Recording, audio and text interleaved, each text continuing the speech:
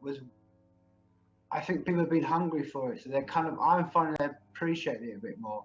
Not that I'm saying there's numbers there, because people are still going to gigs and still a bit afraid, right? You know what I mean? But you can tell that people are more. They want to sort of support good live, good music, as they say it, however subjective that may be. They still want to go out and support those bands. That whole shared experience hasn't gone away in the last 2 years. Yeah, and especially after lockdown, because people have been sort of stuck in, and it's kind of, you know, they want to get out and go and watch a bit of live music or feel normal. Yeah, exactly. Have you been gigging, Stu? I did. I played in a mate's reggae band. I did one gig at Bournemouth Bandstand.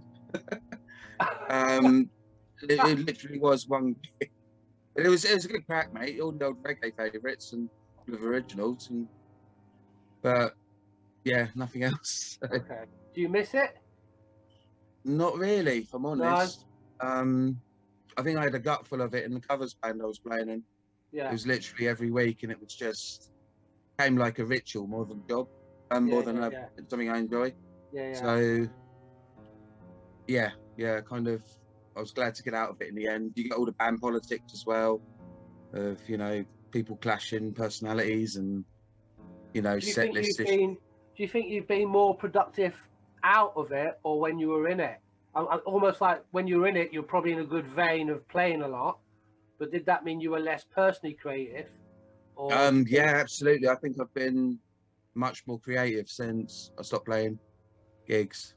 Almost giving time for you. You know, it's not that I'm picking up a guitar any less. I'm literally, you know, every time I'm sitting down, I haven't got anything to do, I'm picking up a guitar and doodling.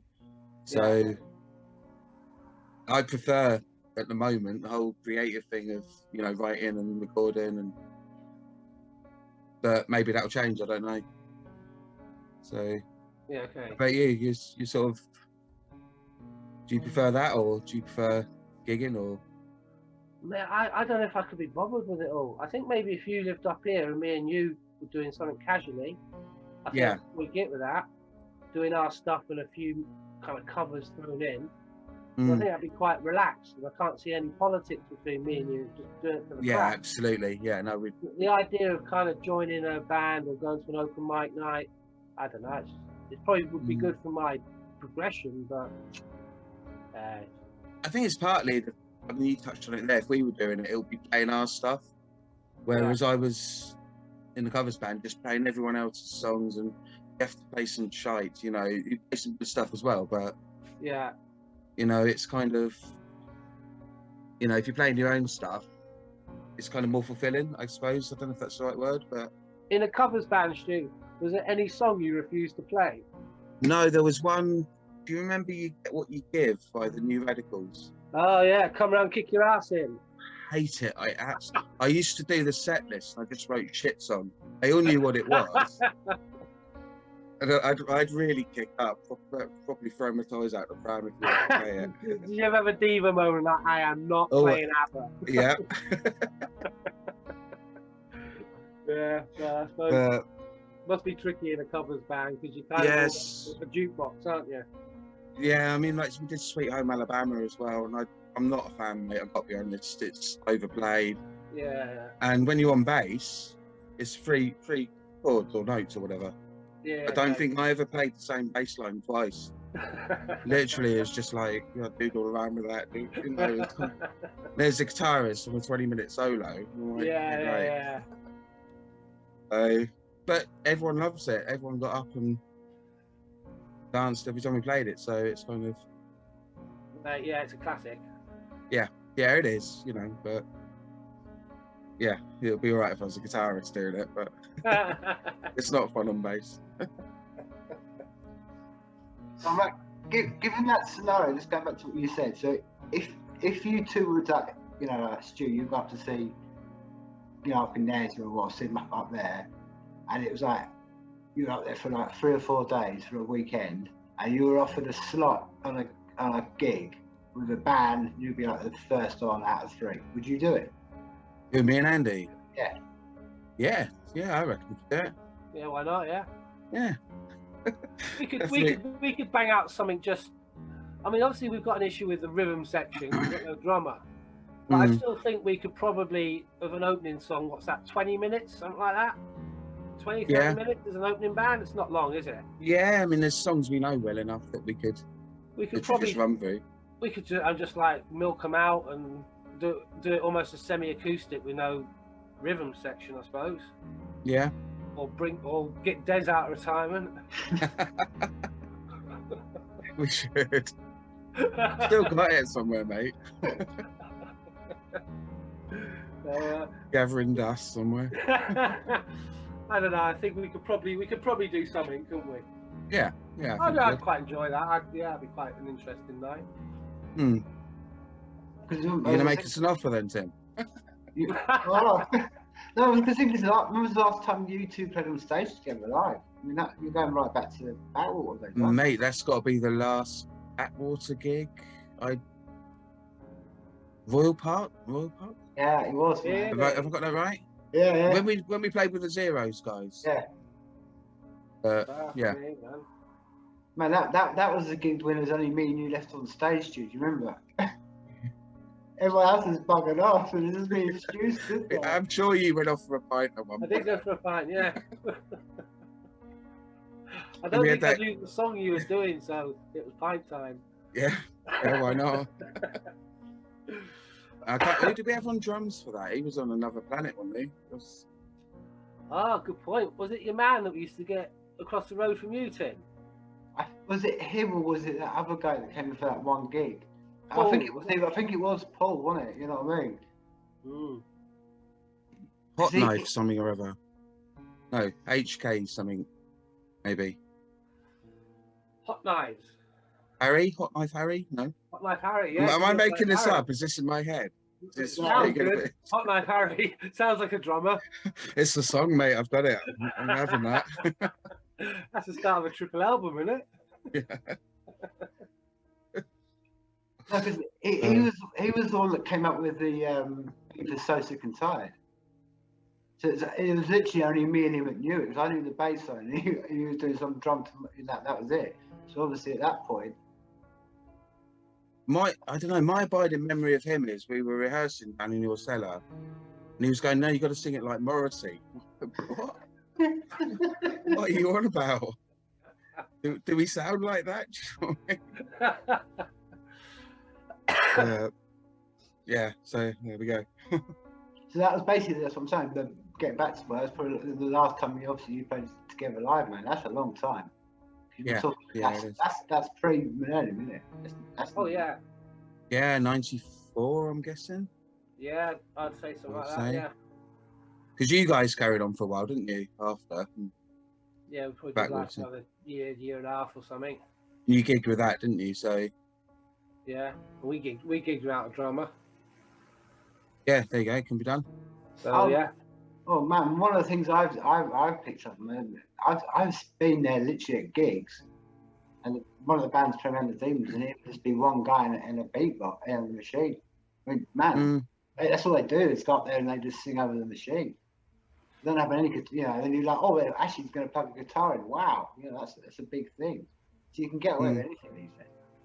Yeah, a lot of people do that. The acoustic thing's quite big now, isn't it? So yeah, which is good. It's definitely a place for it. No, what I'm saying, man, it'd be wicked to get you two up again, man. Because particularly some of the tunes you've been doing, man. I mean, I don't know who wants to start first. That's why I wanted to get you two together, man. Because I said to Andy this when I was down there last time, like, stuff you two are producing right now, to me, and I've listened to probably a majority of like the super fans, this is the best stuff you've ever done, man. I don't know what Andy, you know the name of the tunes. You remember that night when we were sitting there playing them? There's that one that's really. Do you remember you were saying that Stu was taking it away, put his own bit on it, and the hook. It's that Blue Blood song, Stu. Oh yeah, God, yeah, looking forward to doing that one. Yeah, it'd be quite fun. I think that's the first song we've both sort of done co-written. Equal credit pretty on much. That one, mate. Well, yeah, equally lyrics and I suppose yours is the We're going to music. split the royalties on that one 50-50, yeah? Yeah, go on. All right. Yeah, but that's the first song I think we've sort of, because usually we've done your song, my song, your song, my song in general, isn't it? The first song was sort of like, I've had an idea, thrown it at you, and you've like run with it and really developed it. And now, hopefully, in the new year, we'll kind of get it down recorded, and maybe even it'll grow from what you did. You know, you set up And to beyond me. that, yeah, There'll definitely. be something extra we find to put on it. So, Yeah, for sure. Yeah, I think we are in a good vein at the moment. It's a good way to work actually, because I've sent Andy some lyrics and he's put a couple of tunes to them, and yeah, like the one we were talking about just now, it's kind of, you know, got it, and you just get this idea in your head straight away when you listen to it. So it's kind of interesting how people interpret other people's ideas and add to them. I think that was a good sort of exercise in that, really. Yeah. Yeah, no, I definitely think it'll be all the better for us collaborating more, definitely. Yeah, it'd be fun. Yeah.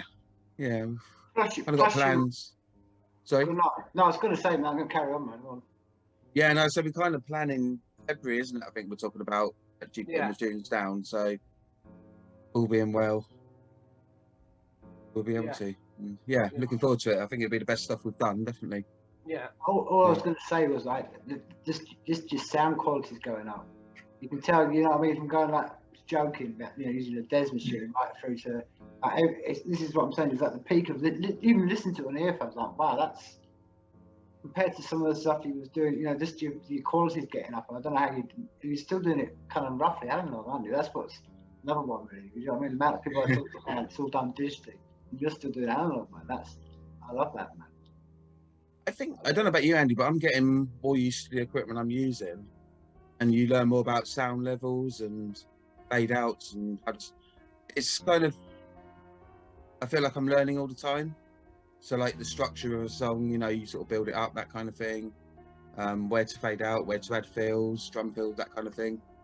I think also you learn, like you say, don't you? Learn what level to have your guitar. If you want it too crunchy, it'll come over too much, and you'll get too much in that mid-range. I mean, neither of us are sound engineers, and I still know I haven't reached the full capability of my, because I don't know how to master and go into the mastering suite. Yeah, there's still levels I think we could get to, but it's a minefield. Yeah, I need a geek. I need a geek in my life who just wants to come round here and be my sound engineer, but not be a pain in the ass. Just sit there quietly, preferably behind a curtain or something, but just like does all that shit.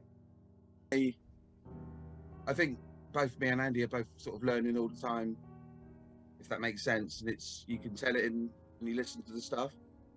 If you listen to something either of us did a couple of years ago, you can see the progression if you listen to something now. Yeah, definitely. If that makes sense. And that's the whole lot, you know, from songwriting, vocals, you know, how to craft a song, sound quality, that kind of thing.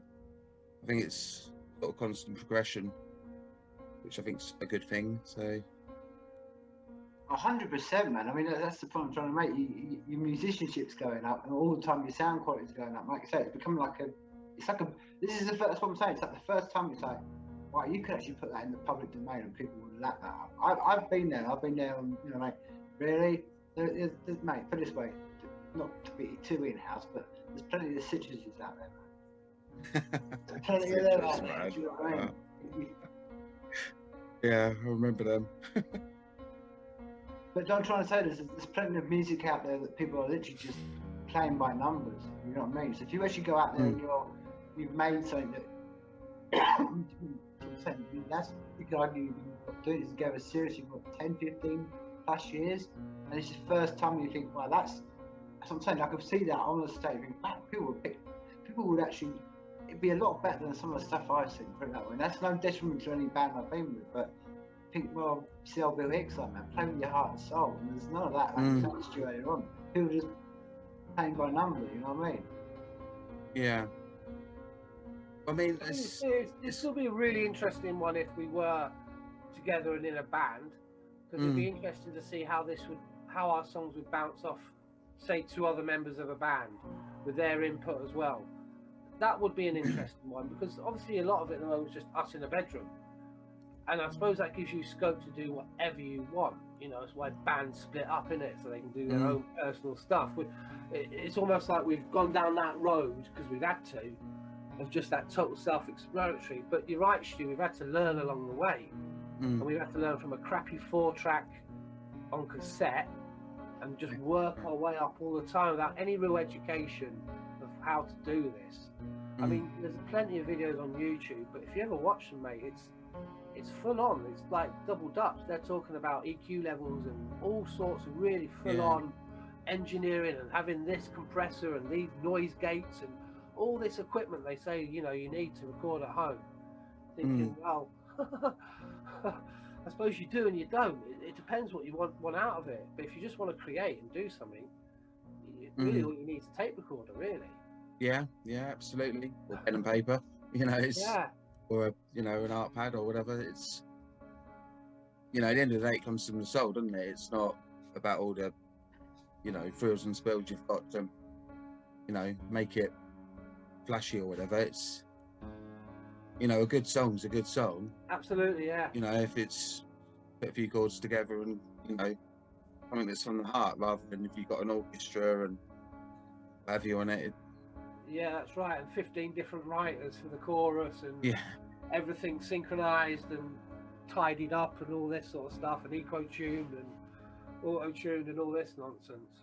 How does that even work though? 15 writers on a song. And I yeah, I do this line. Yeah, nice one. It almost makes me, in some respects, I think I'd be horrible if I was trying a proper musician now, because the way I see it, the record labels want that perfection now. They don't want that loose sound of like the 70s, 80s, even 90s to a degree. It's all tighter now.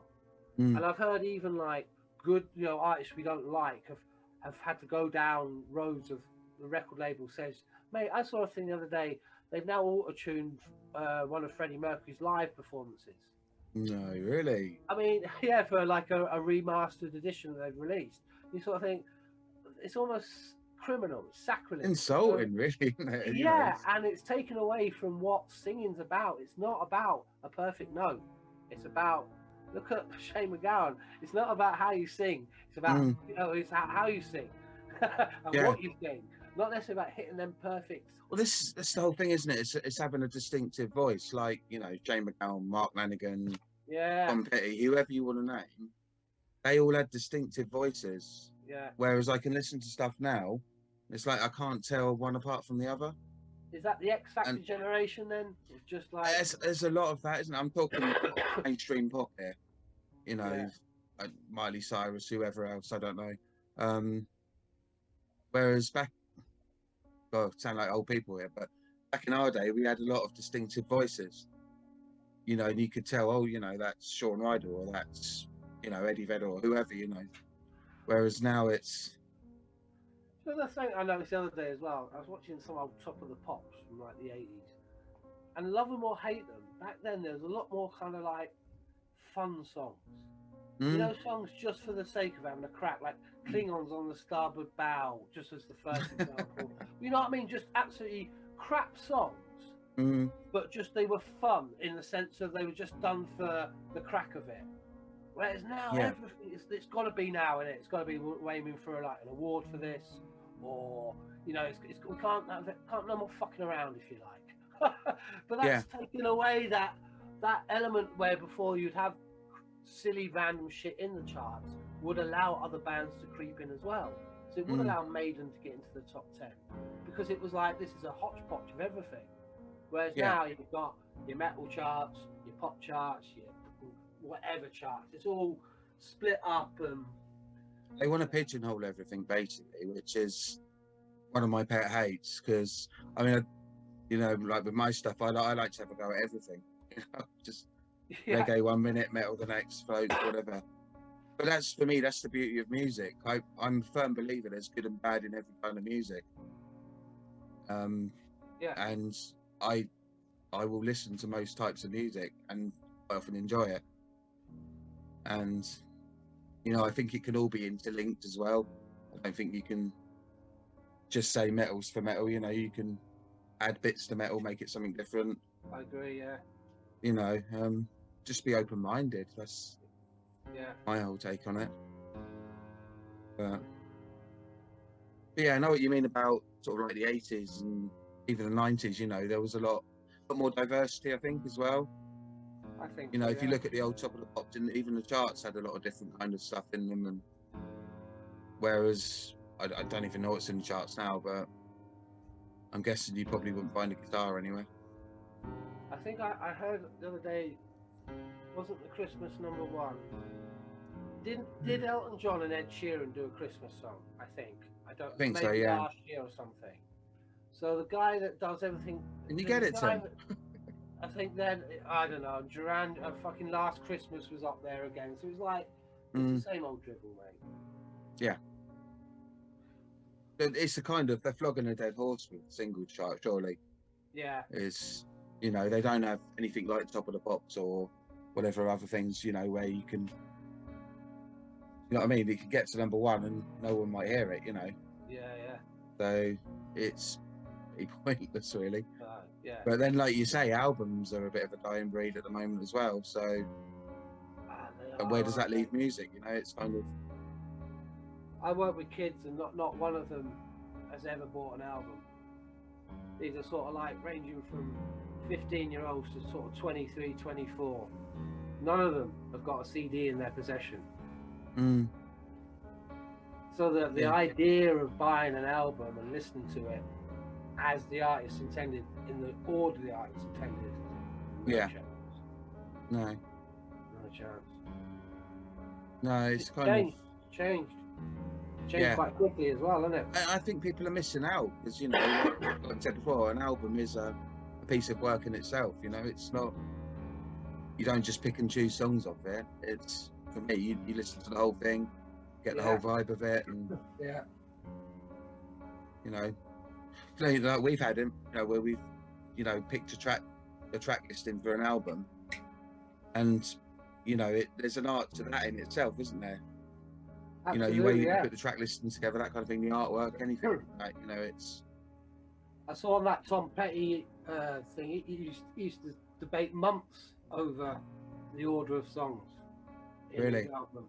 Yeah, I think that was partly because he used to have side A and B on a cassette and a record, and it was really important to get that right. So there was a balance between A and B.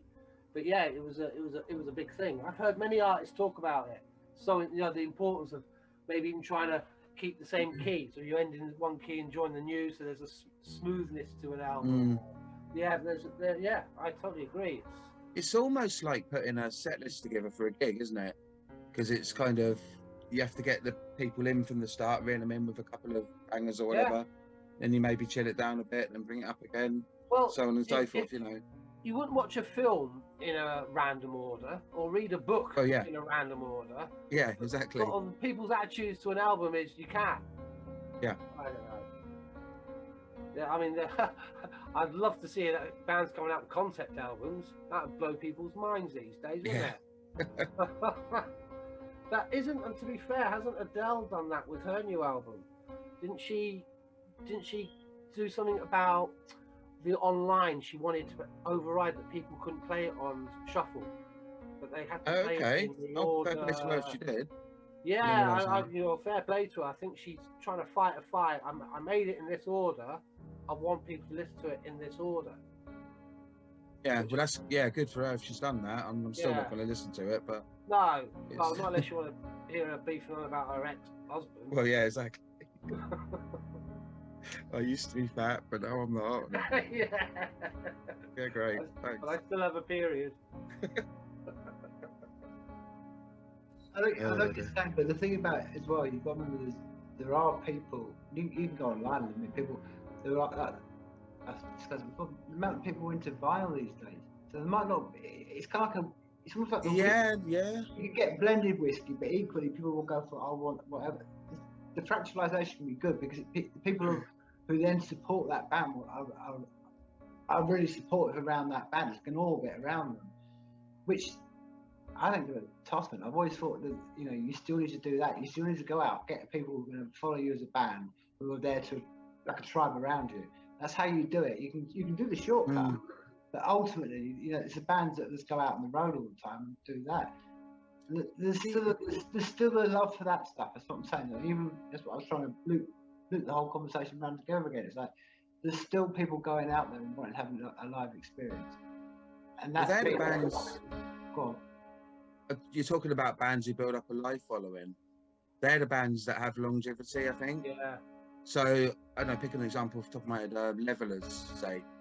They got a huge following before they ever got in the charts, and they've still got their own festival now. They're still they'll never get in the charts again, but and that's the way to do it. I think get yourself a live following, so that when you don't have hits anymore or whatever, you still got that to fall back on. I agree. They'll grow old with you, but then their kids will get into it, and I think that's why I've seen a lot of sort of older bands coming back, like brand new heavies, and they still pulled in a fair good sized crowd. There's enough people like, I remember them. Yeah, I'll get back on that train if you like. Yeah. And it's something different as well, isn't it? That core base. I agree. Yeah. I agree. Cooler Shaker. There's lots of little bands out there that are like that have that core people who appreciate what they're doing and will go support them. Yeah, and that's where a lot of bands earn their money now anyway. Yeah. Gigging. Yeah. Not through album sales these days. Well, I don't know. No, I was just going to say, you got to go. It's going back to what you're saying. You can't compete. I mean, how many downloads are made every day on YouTube alone? Let alone sound Spotify. You can't compete with it. It's a wall of noise. It's too much. So people become specialising. Like, actually, there's a wall of noise here, but I'll go into this. Then the will leave. The amount of people that will start with one music. And then the Demons are a perfect example, like you listen to this album, you're like, you listen to this, and it's like a natural flow to things, rather than just having like, man, I'm confronted with noise. There's more music now probably than there has been, Yeah. That's the kind of swings and roundabouts thing though, isn't it? Because, it maybe there is a case of it being too much, but at the same time, I'm quite envious of kids today, because they've got everything we had and what's out now to listen to. They've got more choice than we ever had, more music than we ever had to listen to. There's a guitar guy that I follow on YouTube, and he said he used to, just our age really, so he started off with a set, then went to CD. He said he couldn't believe the first day he went around his mates, and his mate had every Metallica album on a drive, on a file. And he's like, this is it, music's changed forever. He's like, but the next 5 years, not once did I listen to a whole Metallica album. No. Whereas before, I'd like listen to them religiously. Bang, bang. He's like, now I'll just pick out one track, and I'll just listen to that one track, and then I'll skip like to another album and that track. So something changed with the when it all went sort of hard drive and onto file. It was sort of digital. But I mean, that's the thing. I mean, Tim especially. I mean, part of getting a new album or listen to it, part of it's the artwork. That's part of the whole musical thing, everything, and if you got it all on your computer, you haven't got the artwork, so you're missing something there for me. I just don't feel like you actually own it either. It's just what exactly. I mean? It's not something tangible in your hand. And I want to go through and see who wrote the songs, what the lyrics are, all that kind of thing. Yeah. But where they've recorded it, all that shit. Yeah. That's the hope, is what I'm trying to say, man. I have kind of seen the maybe smaller scenes, but you know what I mean. Like I said before, the Butterfly Effect, they were a perfect example. Every album they put out, they'll put a limited edition out, and they'll be snapped up before they go. They actually sold on a day. Because there's a general bigger beginning of next year. Is that the? Yeah, we recorded it in February, I think. Hopefully we'll get it all done. And get it out after that and. If it's good enough, maybe put it out online and. Yeah, that could be an interesting one, couldn't it? Yeah, I think we should. And then obviously the musings of the Missing Former Stew. Is that something again that you're going to be putting out? What, just amongst friends, or where's it? See how it turns out. It's about 20 songs. I did about 5 vocals today, so one of my voices kind of a bit screwed. But see how it turns out, to be honest, mate. And it's controversial. Is that literally in what? Did you have what 20 songs going into it, or you literally writing it as it's going along? It started off as an album, but I kept writing, and I just thought might as well go for a double. And I've done one of the albums, if you like, the first part of it, and then it's the second one I'm finishing off at the moment because of space I've got on my recorder. I had to do one, get out of the way. Know that one. But yeah, hopefully have it finished soon. So cool. Sweet, man. Well, just before we do this, right, because I've literally got 2 minutes left, and I'm going to leave you both one to one. Whoever starts first, give me your final thoughts, man. You can have the final thoughts and wrap it all up, dude. Tell us, drop some wisdom, man. Final thoughts, mate. You go first. I'm all out of wisdom. I don't know. I'm still optimistic about the future of music. I still think there's a lot of creative people out there, and yeah, keeping the faith. I think, and there's still plenty of people who love live music. It's just, it always will change, always will develop. I'm just waiting for the next punk revolution, just to mix it all up again. Yeah, that's what it needs. Yeah, definitely. Perfect. Well, life is people. Well, they say that life is people, and that people are angels, and that angels are devils, and the devils are me and you.